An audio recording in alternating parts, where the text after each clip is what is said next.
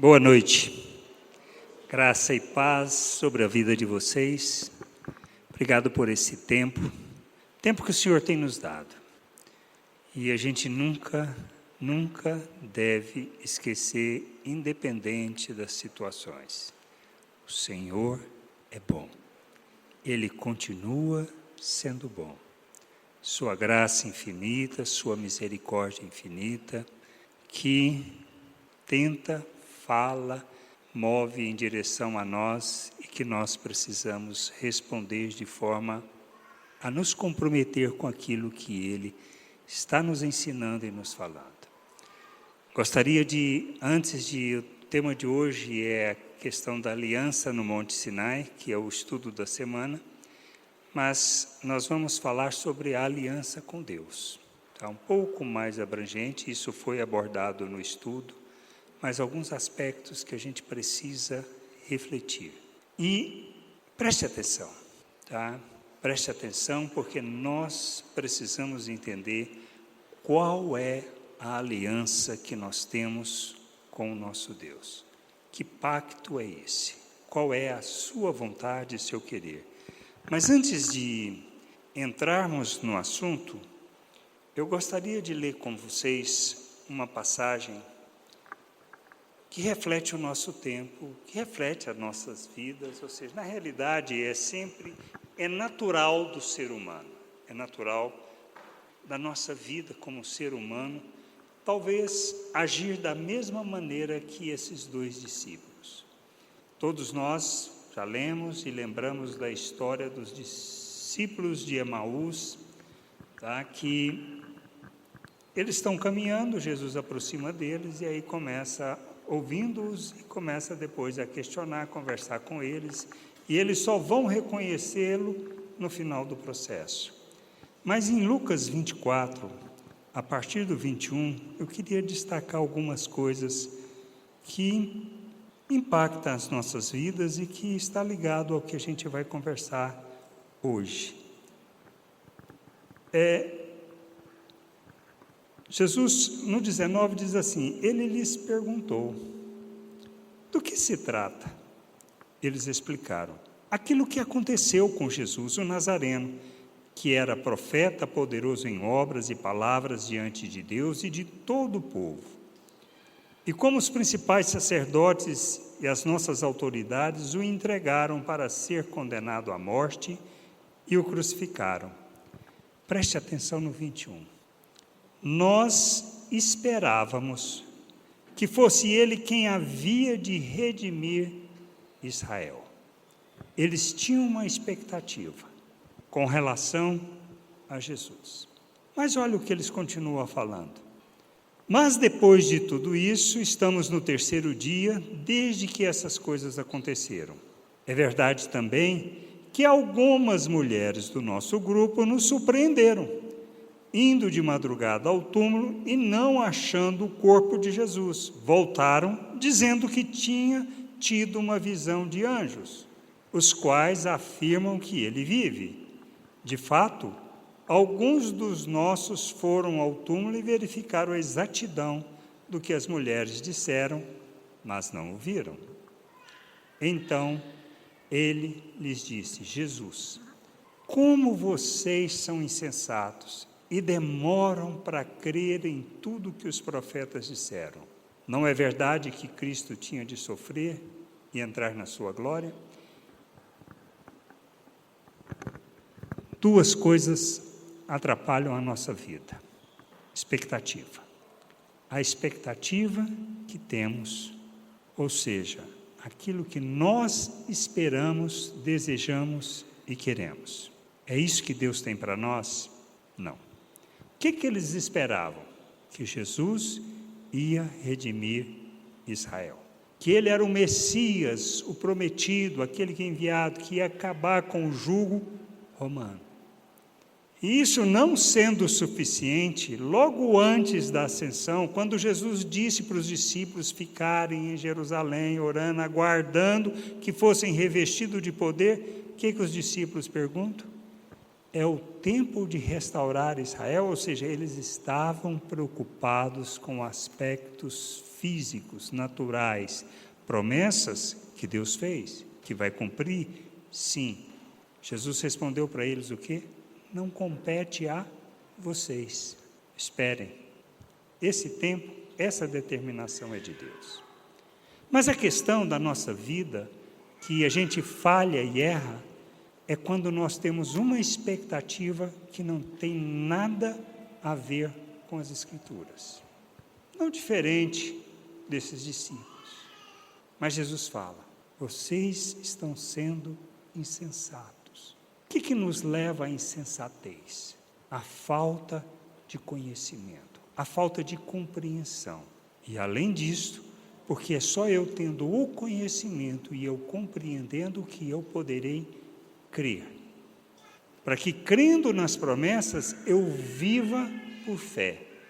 O justo vive por fé. O que Deus tem, as promessas que Ele tem para nós, não tem nada a ver com a maioria dos nossos desejos. Então, hoje é um dia para parar, refletir e entender sobre a aliança. A aliança que Deus estabeleceu. Qual é o plano, o propósito dessa aliança? Qual é o nosso papel? Se você tem a expectativa que Deus vai resolver os seus problemas, as suas dificuldades, seus problemas financeiros, vou usar um ditado antigo. Tire o cavalo da chuva. Não vai. Deus não vai resolver esses problemas. Ele pode criar oportunidades que a gente pode aproveitar ou não, mas Ele não vai resolver. Isso não é o mais importante. É aquilo que Paulo fala para os escravos. Olha, não corra atrás da liberdade. Sou escravo, o que eu mais quero? A liberdade. O que Paulo fala para ele? Não corra. Mas se tiver a oportunidade, pegue. Temos coisas mais prioritárias. Temos coisas mais importantes. E nós precisamos lembrar destas coisas importantes que devem ser prioridade na nossa vida. O resto vai resolvendo, a gente vai enfrentando, vai aprendendo, mas Deus não vai resolver nenhum problema. A maioria dos problemas Ele não resolve. Ele pode, se eu estou atento e ouvindo, Ele me prepara para as crises, Ele me prepara para mudanças, Ele me prepara para as realidades talvez que virão, para que eu esteja preparado, pronto para enfrentá-las.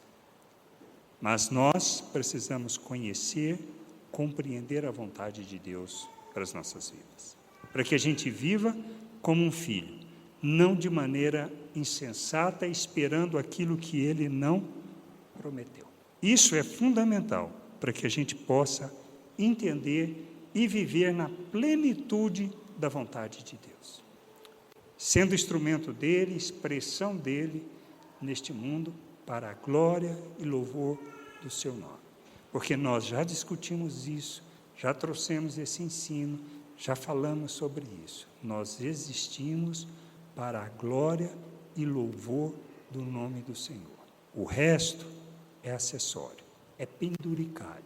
Pode ter, pode não ter. Coisas deste mundo podemos ter ou não ter, mas não posso colocar o coração nessas coisas. Vivo no mundo, uso do mundo, mas não posso me deixar ser escravo das coisas do mundo. Isso está claro?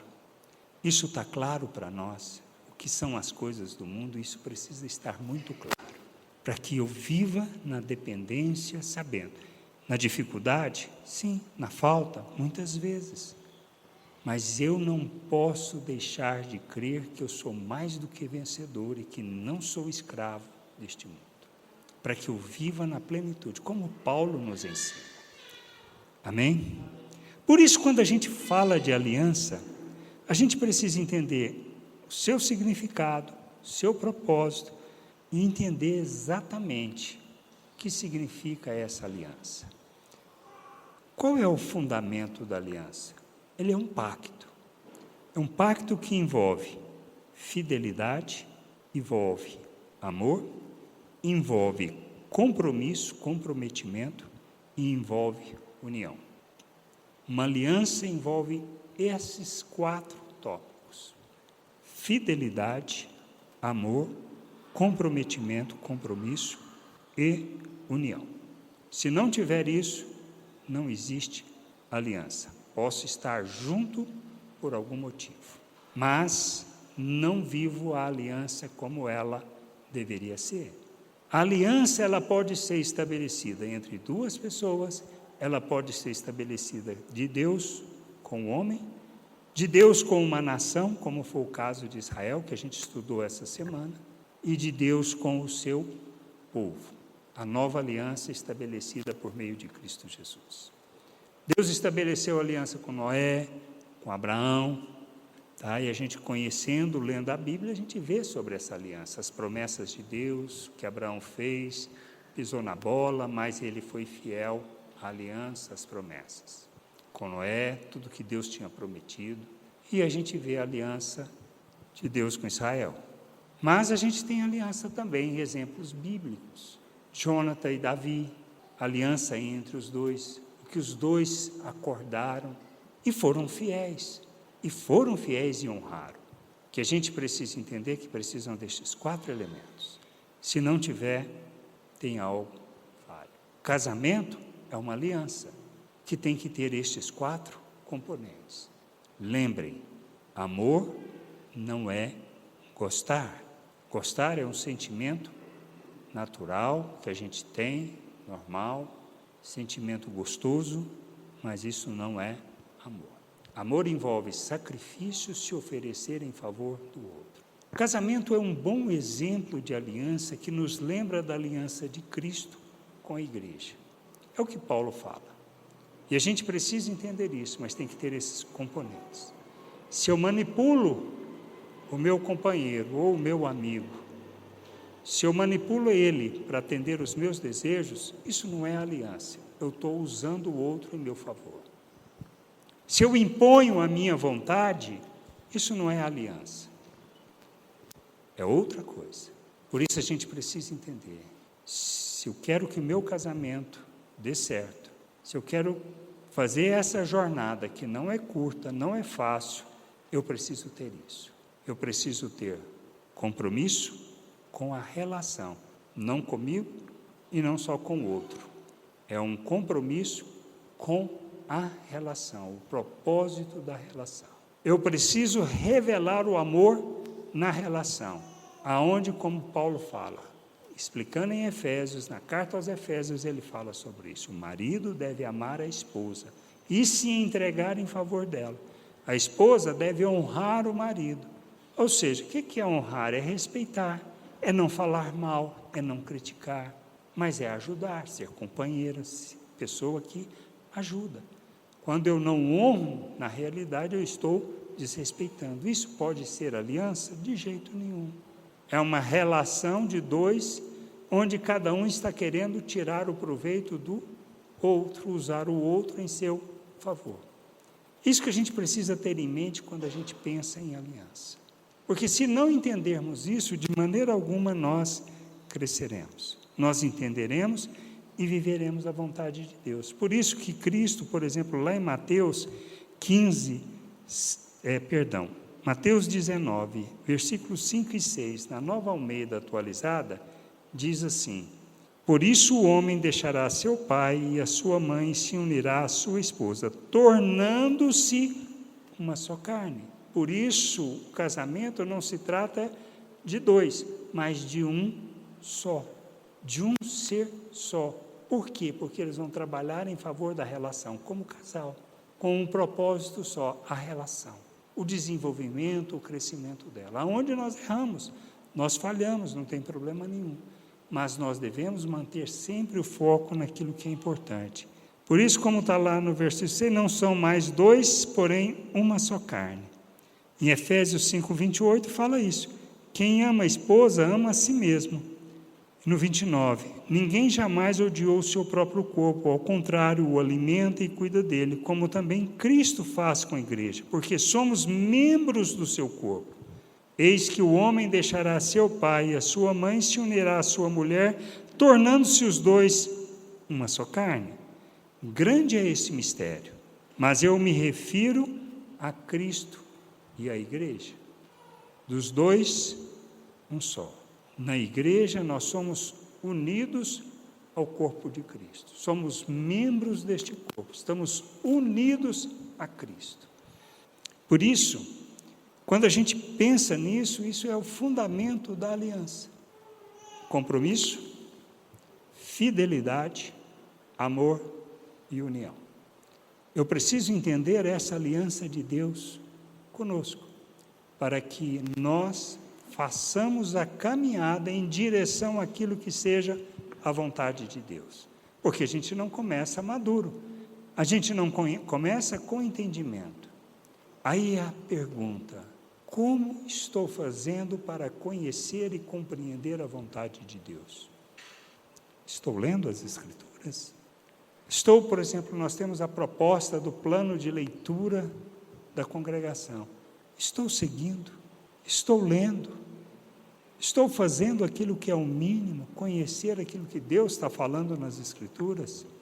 Se eu não estou, eu preciso parar e repensar, porque se eu não conhecer qual é a vontade de Deus, o seu plano para nós, o que Ele estabeleceu e o que Ele fez, porque nós não tínhamos condições de fazer, para que essa aliança fosse efetiva, para que ela pudesse estar dentro do plano da vontade de Deus, então eu preciso conhecer, para que eu possa andar, então eu preciso ler. Se eu não leio, eu já estou começando a falhar. Se eu não conheço o meu companheiro, minha esposa, ou a esposa não conhece o marido e não busca conhecer e compreender as suas necessidades também, para poder ajudar na jornada, essa relação vai para frente? Não vai. Porque se eu achar que só o outro tem que mudar, a aliança vai funcionar? Não vai. Por isso, não esquecer. O que envolve essa aliança com as pessoas e o que envolve a aliança com Deus? Fidelidade, compromisso, amor e união.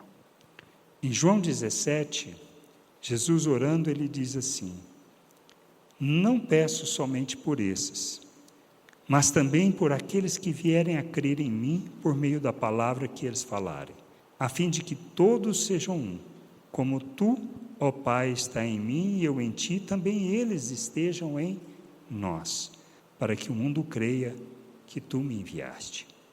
Eu lhes transmiti a glória que me deste, para que sejam um, como nós o somos. Eu neles, tu em mim, a fim de que sejam aperfeiçoados na unidade, para que o mundo conheça que tu me enviaste e os amastes, como também amastes a mim. Deus nos chama para uma aliança que envolve união, envolve unidade, estar ligado.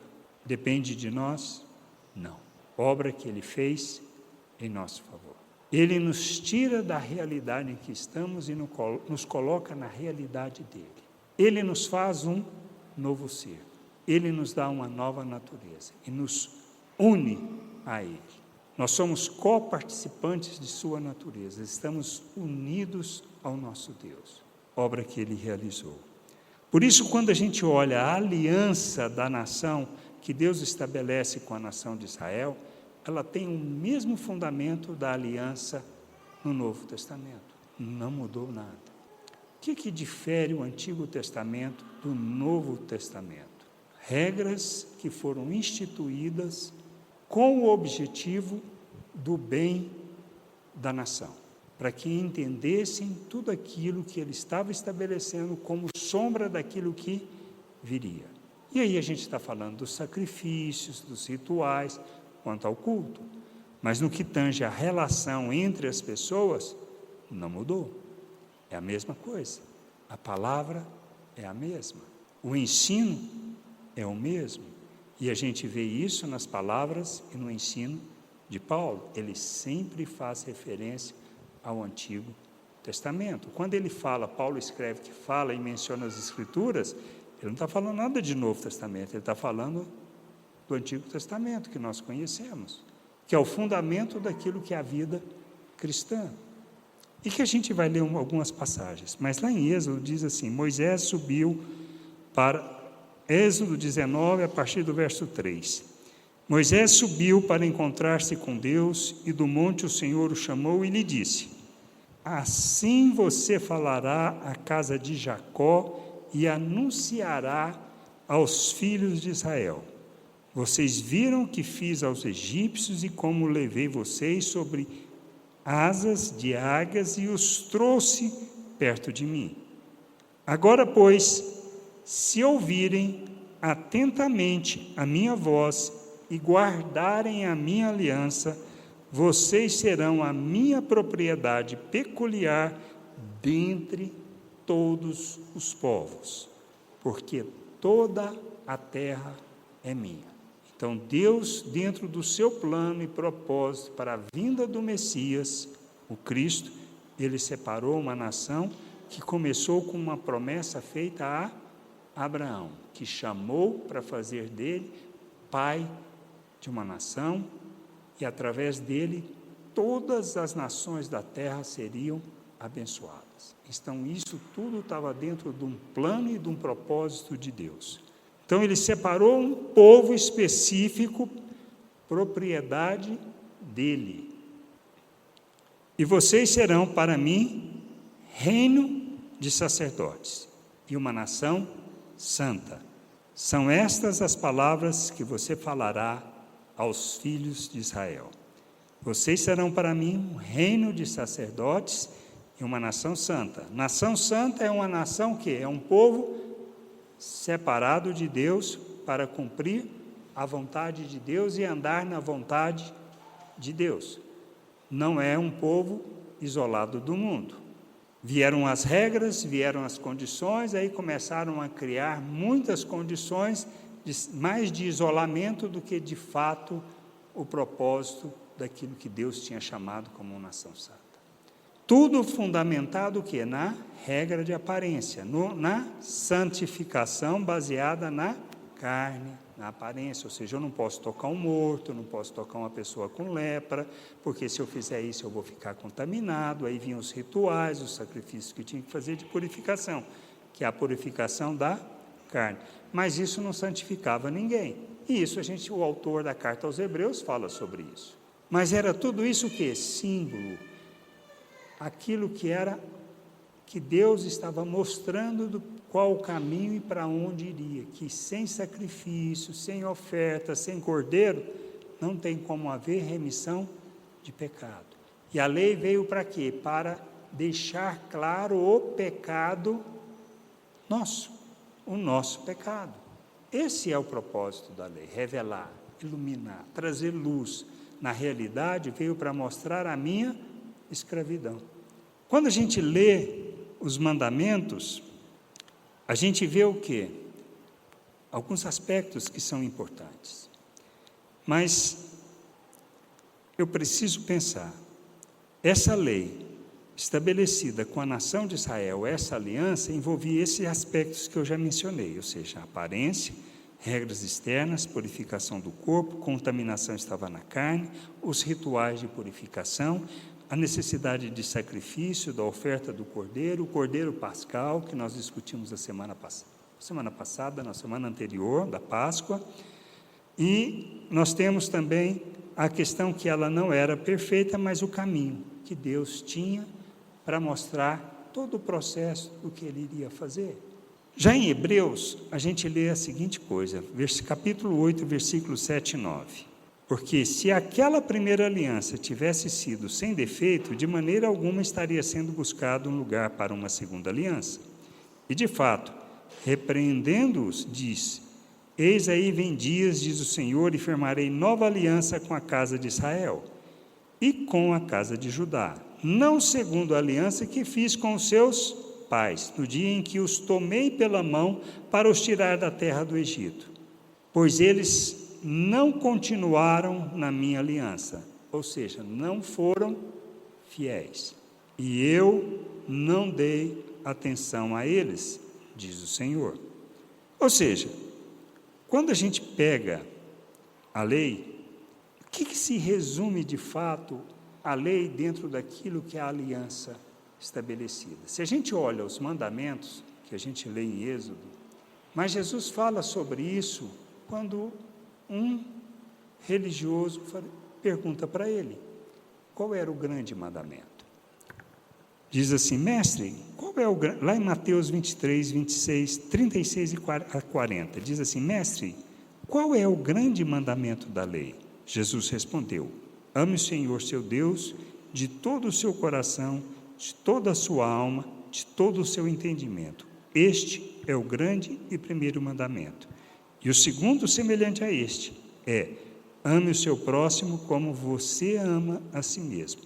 Desses dois mandamentos depende toda a lei e os profetas. Paulo, falando sobre isso em Romanos 13, 8 a 10, diz assim, não fiquem devendo nada a ninguém, exceto o amor de uns para com os outros, pois quem ama o próximo cumpre a lei. Pois estes mandamentos, não cometa adultério, não mate, não furte, não cobice, e qualquer outro mandamento que houver, todos se resumem nesta palavra, ame o seu próximo como você ama a si mesmo. O amor não pratica o mal contra o próximo. Portanto, o cumprimento da lei é o amor. Por isso que Jesus falou, olha, eu não vim abolir a lei, eu vim cumprir. Ele veio revelar como cumprir a lei. E ele veio para dar as condições para que nós pudéssemos cumprir a lei. A obra que ele realizou e o que ele estabeleceu envolve isso, esse compromisso. Por isso, quando eu pego a aliança e eu penso nela, naquilo que foi feito com a nação de Israel, que é fundamentado na mesma aliança em Jesus Cristo, ela envolve compromisso, envolve fidelidade, envolve amor e envolve união. É nisto que eu devo fundamentar a aliança que Deus estabeleceu conosco. Estou sendo fiel a essa aliança? Conheço, compreendo essa aliança? É isso que eu preciso caminhar.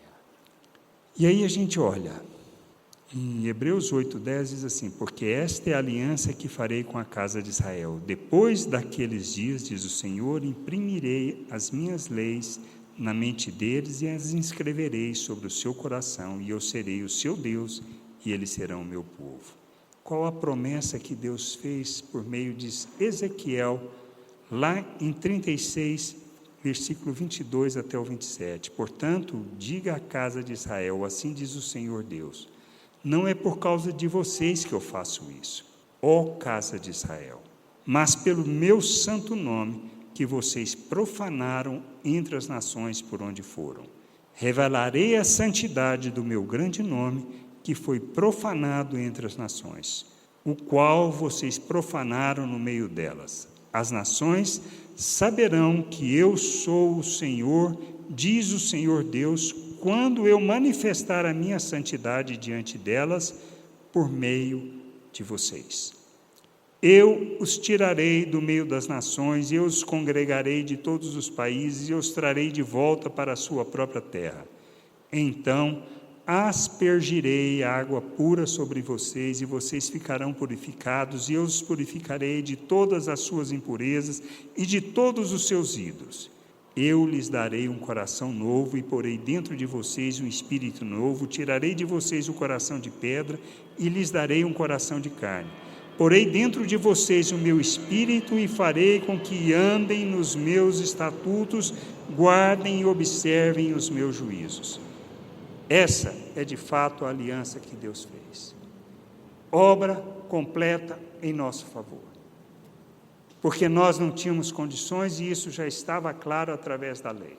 No Antigo Testamento, da aliança estabelecida com a nação de Israel. Mas ele faz a promessa dessa nova aliança.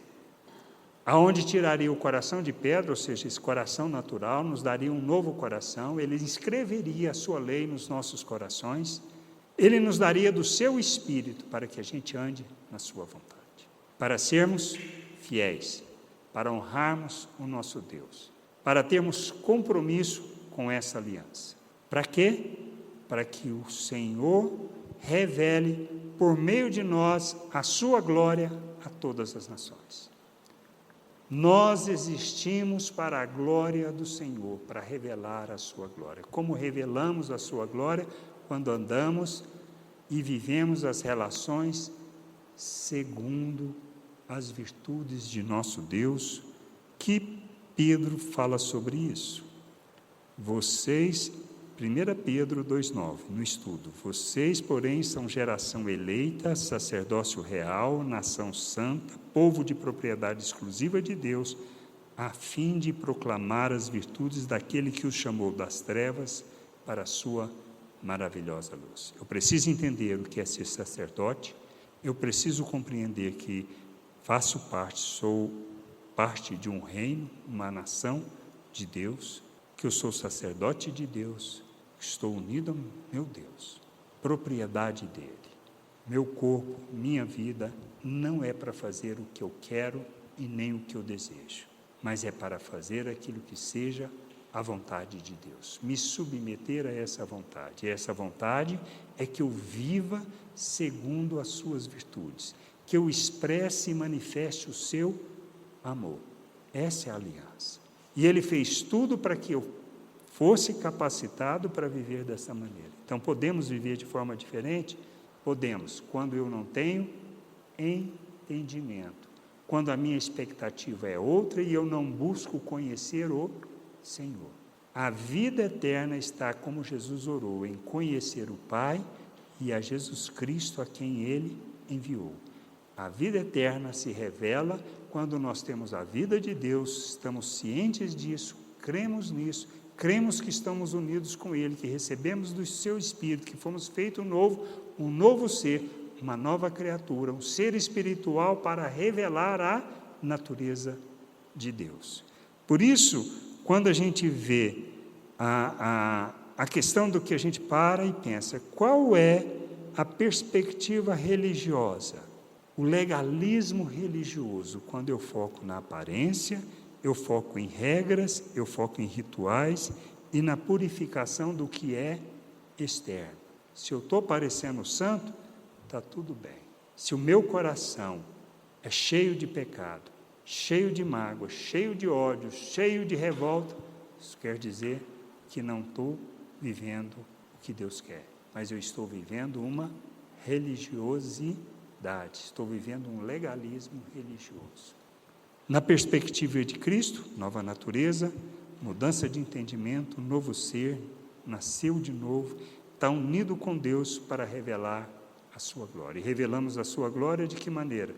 Andando segundo as suas virtudes, andando segundo o seu amor, sendo capaz de ajudar até o inimigo naquilo que ele precisa. Dar-lhe de comer, dar-lhe de beber, o que for preciso vamos fazer.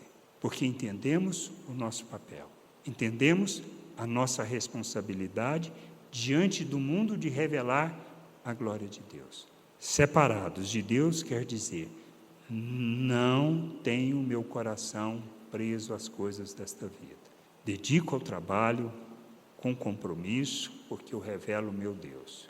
Mas eu não estou ali para buscar o poder, não estou ali para buscar destaque, não estou ali para buscar que me glorifiquem e que me honrem, mas eu estou ali para revelar a glória de Deus nas relações, ajudando as pessoas a crescerem, a ser bons profissionais, dando mão para que elas possam se aperfeiçoar, independente da rasteira que podem nos dar. Porque aonde a gente come, tem de tudo.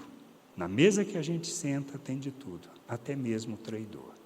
E a gente precisa estar preparado para agir como Cristo. Não precisamos ter outra expectativa, nem outra esperança, porque no mundo ninguém vai fazer o que precisa ser feito. Se eu tenho um entendimento e compreensão, quem vai fazer somos nós. E fazer não quer dizer impor às pessoas o que elas precisam fazer, mas revelar às pessoas a glória de Deus, revelar as suas virtudes, revelar quem Ele é. Como diz, somos cartas vivas lá em 2 Coríntios, somos cartas de Cristo produzidas pelo ministério. Paulo falando para os irmãos de Coríntios, que eles eram cartas vivas. E lá no 14:15, no capítulo 2 também, ele fala, olha, graças, porém, a Deus que em Cristo sempre nos conduz em triunfo e por meio de nós manifesta a fragrância do seu conhecimento em todos os lugares. Em outras versões fala o bom perfume de Cristo, ou seja, Nós somos cartas vivas, nós somos o perfume de Cristo, a fragrância que revela a Deus, que manifesta Deus nas relações, independente das pessoas, independente do que estão fazendo, independente da maturidade que tem, independente do conhecimento que tem. O que eu preciso? Para viver essa aliança, eu preciso ser fiel a Deus, aquilo que Ele fala, aquilo que Ele ensina. Eu preciso ter compromisso com Deus, com sua vontade e seu plano.